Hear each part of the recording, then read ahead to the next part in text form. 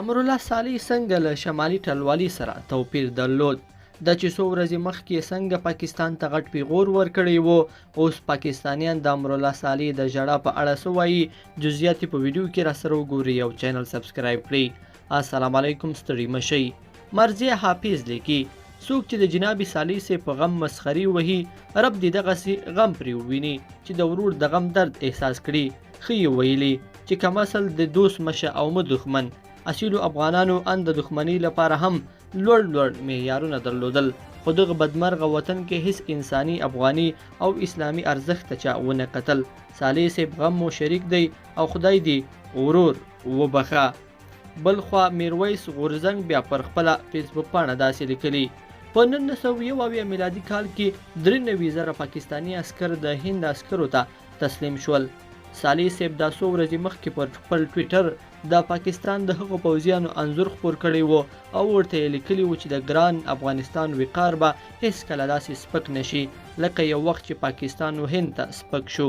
صالح د افغانستان پر پوځ او د افغانستان پر غرور باور درلودلو، خو نن یې هغه پښتانه په کاڼو ولي چې ده به د لر او بر نارې ورسره وهلې. پرون پاکستانیانو د صالح صاحب هغه ټویټ او د ورور په غم کې غمجنه ویډیو سره یو ځای کړې وه. لیکلي و چا چې پاکستان ته خوله اچولې وي یا به وژل کیږي یا به جړول کیږي. زموږ د پاکستان د مدرسو 8 چڼیان ستاسو وزیران دي. تاسې د افغانستان په کوم تاریخ نازیږئ؟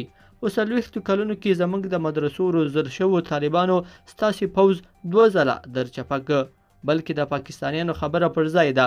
موږ وبایلله، پاکستان وګټله.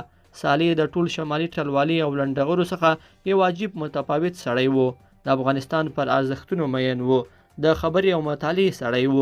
صالح صاحب د افغانستان بچی دی، زموږ سره د هیواد پر ارزښتونو ولاړ و او زه یې له اوله په ملاتړ ولاړم او تر اخره به ولاړ یم.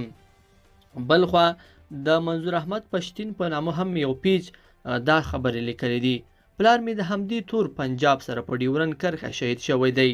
هغه د ټول افغانستان د عزت او وقار لپاره خپله وینه له دې ملت ونسپموله، خو برعکس یې درد ملت ته نه بلکې یوازې زما کورنۍ لیدلی. امرالله صالح صاحب واقعا هم لوی سړی او انسان دی چې د غر په شان ورورې خاورو لاندې شو او د ځان کابو کړی دی. زه په دې باوري یم چې د صالح صاحب ژړا یوازې په ورور پسې نه وه، بلکې د ورور سربیره د هغه یو مضبوط وطن نړېدلی دی. د وطن ارزښتونه یې په پنجاب او تهران پلورل شوي دي او خاورې شوي دي. غم وروسته د مور، پلار، ورونو او خویندو درد و غم تر بل هر درد سنګین او سخت دی. بل خوا جان آغا بهار هم لیکي: د ورور مرګ واقعا ډیر سخت وي، لوی وي، لطفا مخالفت وکړئ، خو داسې نه چې د خلکو شخصي حریم ته ننوځئ. په غم پسې وخاندئ. د دې وطن اخلاقي معیارونه ډیر لوړ ول، دښمنۍ لپاره خپل وسلو، مردانګي لپاره هم و. دا ما ماتوي، هغه څه مه کوئ چې سبا یې د ځان په حق کې نشئ زغملی. دا سړی به ستونزې لري، نظریاتي ټکرونه به وي، خو د غم په ورځې ورسره په داسې تمسکرانه شکل پالل د افغانولۍ او پښتونولۍ ایجاب نه دی. لیدونکو په دې هیله چې دا مطلب به مو تر پایه لیدلی وي. کومه دا ویډیو خوښه ویډیو لایک کړئ او چینل سبسکرایب کړئ. تر بیا ښه وخت.